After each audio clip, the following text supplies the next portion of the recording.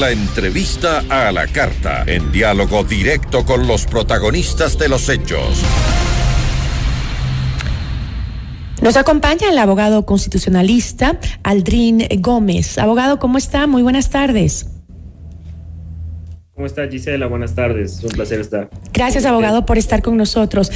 Abogado, ¿tiene este hecho una responsabilidad penal? Según el artículo 282, y lo escuchábamos hace poco en la intervención, el byte que escuchábamos hace un momento, que según el artículo 282 del Código Orgánico Integral Penal, se determina una pena privativa de libertad de 1 a 3 años por incumplimiento de decisiones legítimas de autoridad competente.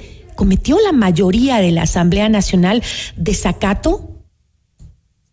A ver, aquí debemos empezar con una situación. Nos guste o nos desagrade, las decisiones que han tomado últimamente los jueces en un evidente abuso de las garantías jurisdiccionales, debo decirle, son decisiones que, conforme lo ordena la Ley Orgánica de Garantías, tienen que ser cumplidas desde su emisión. Es decir, ninguna autoridad puede interponer ninguna excusa para no cumplir con estas decisiones. Ahora, no es menos cierto que en el caso que usted menciona, este caso todavía pende la resolución de un recurso de apelación. Esto quiere decir que al momento de que la Corte Provincial resuelva el recurso de apelación, puede ser que la decisión de primera instancia cambie. Eso quiere decir que no hay sentencia ejecutoriada. Por ende, resulta muy complejo decir que en este momento ya, en la realidad de los hechos, ha existido un desacato.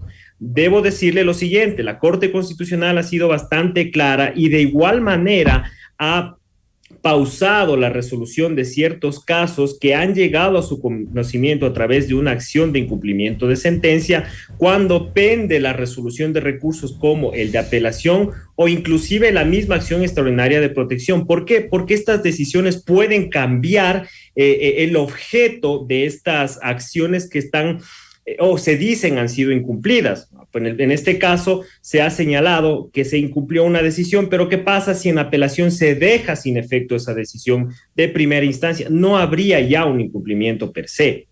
Ahora, claro, en blanco y negro, usted me podrá decir, puede haber un desacato, puede haber inclusive no solo el desacato, sino puede haber esta sanción que es propia de la Corte Constitucional, que es el hecho de destituir a cualquier autoridad pública cuando ha existido un incumplimiento de estas sentencias dictadas en materia constitucional. Pero, como le digo, todo esto tiene que ser interpretado en el marco de los hechos, ¿no? Pero, abogado, cuando existe inmunidad parlamentaria de por medio, ¿se puede hablar de un delito? A ver, esa es otra situación, ¿no? Además que estamos hablando que los asambleístas tranquilamente podrían indicar que el hecho de posesionar a una autoridad pública es una situación propia de sus funciones. Y ya lo han hecho, ¿no? Asambleístas, claro, socialcristianos, de UNES también. Claro, y por ende no responden penalmente por por sus actuaciones. Esa es otra situación que también se está pasando por alto, pero como le digo, es verdad que ha habido un incumplimiento en un primer momento, en blanco y negro, pero ya en la realidad de los hechos estamos viendo de que este incumplimiento no solo es por parte de los asambleístas, ¿no? Sino es de parte de cualquier autoridad, inclusive el Ejecutivo. A ver, pero si más allá de que si se cometió o no se cometió un delito en sí, ¿qué consecuencias podría traer el incumplimiento de una sentencia constitucional? A ver, las consecuencias, como le digo, conforme lo ordena la Ley Orgánica de Garantías Jurisdiccionales, puede ser en el caso que la Corte Constitucional en efecto determine que ha habido un incumplimiento por parte de los asambleístas, como medida de reparación integral, entre otras, podría ordenar tranquilamente la destitución de los jueces. Pero ahora, esta Corte Constitucional, tanto como la anterior, no es muy adepta a destituir a jueces. Tome en cuenta que el único precedente que tenemos es el caso del Pambilar, en el único en el que se destituyó autoridades en el año 2009. De ahí no ha habido otro caso u otro precedente en el cual la Corte Constitucional haya echado mano de esta herramienta que sí, en efecto, es una herramienta que tiene la Corte, pero como le digo, no es utilizada frecuentemente, casi nunca en realidad. Pero en el caso de la Asamblea, ¿podría ser esta decisión de la Asamblea una causal de destitución considerando que por orden de la Corte Constitucional la inmunidad de los asambleístas no les protegería de una eventual destitución? A ver, lo que pasa es que aquí hay que diferenciar dos cosas. Los asambleístas no tienen esta inmunidad y no responden penalmente por los actos realizados en el ejercicio de su cargo. La responsabilidad penal de la cual tienen inmunidad es distinta a la responsabilidad que establezca la Corte Constitucional al momento de detectar que ha existido un incumplimiento de una decisión en materia constitucional, en cuyo caso sí podría darse, como le digo, esta sanción de destitución a las autoridades sin perjuicio de que el tema de que los asambleístas, tengan esta inmunidad penal, que es otro asunto. Y en el caso, por ejemplo, que se determine de que sí se posesionó a una persona que estaba impedida de ejercer el cargo. Claro. Bueno, ahora, a ver, cuidado. O sea, el tema de quién es el que tiene que revisar los requisitos para que esta persona, en este caso es el Consejo de Participación, pueda ejercer, exactamente, es el Consejo de Participación Ciudadana, no es un tema que compete a los asambleístas. O sea, si tú como Consejo de Participación Ciudadana me dices que este ha sido el ganador, bueno, pues yo posesiono al que tú me dices que es el ganador y que además viene de la terna de el Ejecutivo, ¿no? Entonces no le veo yo en un primer momento ninguna irregularidad. Ahora, como le digo, el tema de requisitos ya es un tema del Consejo de Participación Ciudadana, más no de la Asamblea ni de la Corte Constitucional. Entonces, no se podría, ¿quién más bien es el ente que debería imponer una acción en contra de la Asamblea, si es que se puede dar?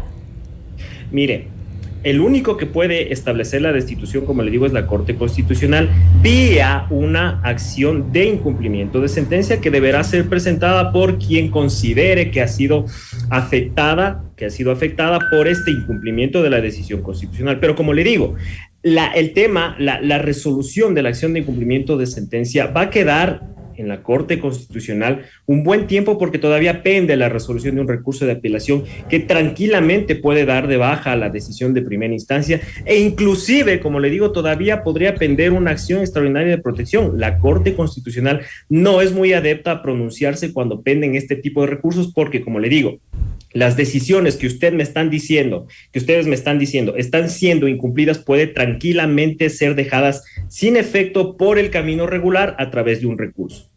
Ahora, el ministro de Gobierno, Francisco Jiménez, anunció que no se reconocerá el nombramiento de Raúl González como superintendente de bancos. Dijo, el gobierno nacional no admite que se intente pisotear el Estado de Derecho. Dijo, la función judicial ha anulado en decisión plenamente ejecutable la designación que en su momento recibió el señor Raúl González. Eso fue lo que dijo. Ahora, ¿puede el gobierno, por su parte, negarse a reconocer a un funcionario posesionado por la Asamblea? Ahora veamos el lado del gobierno, del Ejecutivo. Bueno, mire, esos son los predicamentos a los que nos somete la justicia constitucional cuando concede de forma irregular estas garantías, ¿no? A ver, yo me atrevo a decirle que resulta ilógico y suena ilógico que una institución, una función que fue la que remitió la terna, ahora quiera desconocer. Mire, el tema de que yo no pensé que iba a ganar y yo no creía que iba a ganar, esos son temas que no le puedes dar, son respuestas que no le puedes dar a la ciudadanía porque hacen muchísimo daño a la institucionalidad. Ahora, claro, si tú te niegas a reconocer una autoridad que estaba en tu terna, pues lo único que haces es quedar mal. Más allá de un efecto jurídico, no le vería yo que deslegitimarte ante la opinión pública y deslegitimar también el ejercicio de cada una de las funciones del Estado, ¿no? Bueno, también quedar mal porque era su propia terna, pero fuera de eso, no estaría el gobierno además cometiendo esta usurpación de funciones, ya que no es el Poder Ejecutivo, repetimos, el encargado de posesionar a funcionarios. A ver, no me iría tanto yo por el tema de usurpación de funciones, porque claro, lo que tú haces es... González le está acusando al Estado de eso, claro. Incluso al Consejo de Participación Ciudadana, al presidente. Lo que pasa es que al presidente de la República o del Consejo de Participación Ciudadana. Al presidente del Consejo de Participación también, pero algunos dicen que el presidente también está cometiendo una usurpación de funciones, el Estado, el poder del Estado. Claro, mire, es que como le digo, estos predicamentos se dan por estas irregulares garantías que fueron otorgadas. No tienes por un lado un juez que ha dejado sin efecto un concurso que, a mi modo de ver, nos guste o nos desagrade a la persona, ha sido un concurso llevado de forma regular.